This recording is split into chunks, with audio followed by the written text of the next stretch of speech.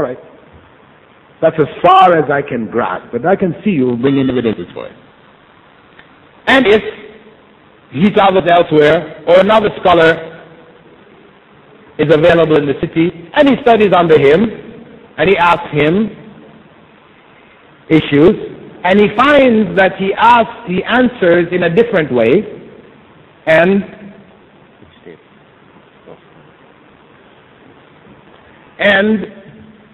when he finds there is a difference, he questions why, and the scholar explains to him that the difference is due to an issue of some evidence.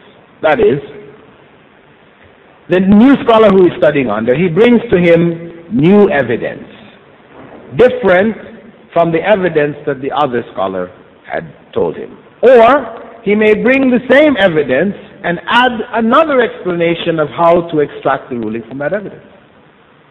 Now, after he has listened to both, if he now concludes that the second scholar's explanation seems to be most accurate, then he must now follow the ruling of that second scholar. He cannot say, well, oh, no, you know, my original teacher, I'm going to have to stick with his opinion. Though I think what you're saying is correct, but I owe him allegiance. I'm his main student, so I have to stick with his opinion. No, this is not the way. If we do that, then we're not seeking knowledge. We're not really seeking knowledge. And we're going against the madhab of Rasulullah sallallahu alayhi wa sallam.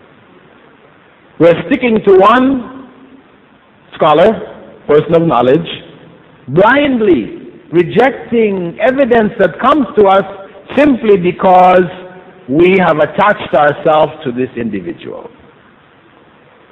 Is the individual infallible? No. He was a human being. When Imam Malik was asked by his students, if a person followed a Sahabi in everything that the Sahabi did, would he be on the right path? As some people quote this hadith, Ashabi kan nujum, bi'ayyihim iqtadaytum ihtadaytum. Supposedly Prophet ﷺ said, my companions are like stars. Any one of them you follow, you will be rightly guided. You can find this in Fazaili Amal. Fabricated hadith, not authentic. So when the students of Imam Malik asked, if we follow the Sahabi, would be on the right path. They're the best of generations. So if we just take one of them and just follow him in everything he did, will we be on the correct path? Imam Malik said, no. No. Unless that Sahabi was himself correct. Because the truth is one. And the only one who was free from error is the one in that grave. And he pointed to the grave of Rasulullah sallallahu alayhi wa sallam. He taught from the masjid of the Prophet sallallahu alayhi wa sallam. He was the only one infallible. And his madhab is to follow him believing that he was infallible. Follow him in whatever he has instructed us to do, avoiding whatever he has forbidden us. That is his madhab. If we follow anyone else blindly, then we have undermined, we have corrupted the madhab of Rasulullah sallallahu alayhi wa sallam. So whoever we find amongst us, however great this scholar may be, he is a human being who makes mistakes, and to follow what he says blindly, simply because he said it, that is deviation. That is misguidance. So, we as individuals may study under scholars from any madhab, be he Shafi'i, Maliki, Ahli Hadith, whatever. The scholar is reputable, he has knowledge, he knows, it is clear, he is known in the society as being knowledgeable, we can study under him. No harm. However, whenever any evidence comes to us to the contrary of what that scholar teaches us, then we must leave what the scholar has taught and follow the evidence.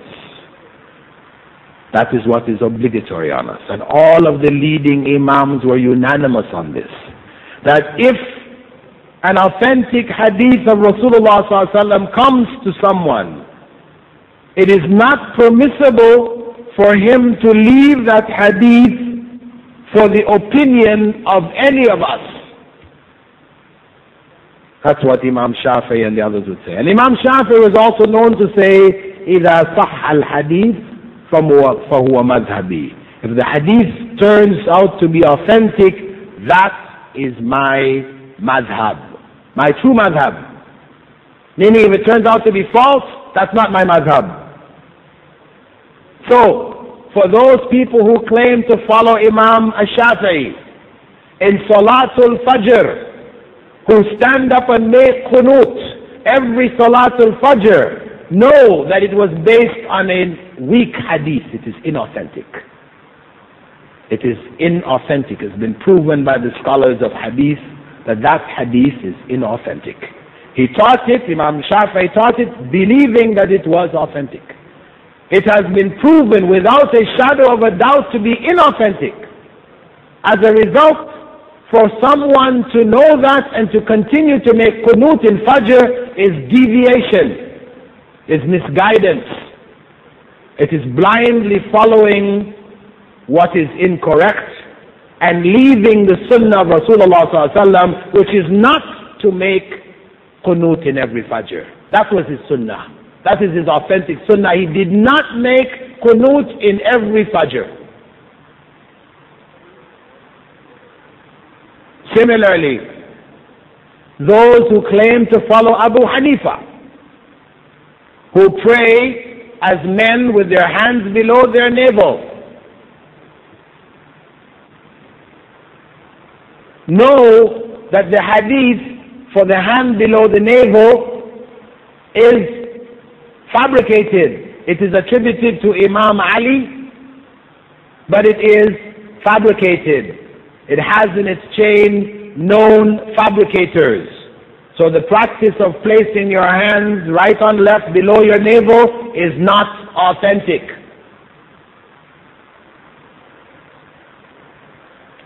Know that to pray one salah for men and another salah for women, know that this is not from the madhab of Rasulullah sallallahu alaihi wasallam. Rasulullah sallallahu alaihi wasallam said, "Sallu kama ra'aytumuni usalli." Pray as you saw me pray. One way. And the women around the Prophet sallallahu alaihi wasallam prayed in the same way that he prayed. And this is authentically narrated from the female companions that they prayed as the men prayed. So this practice of inventing another salah for women is false. It involves a number of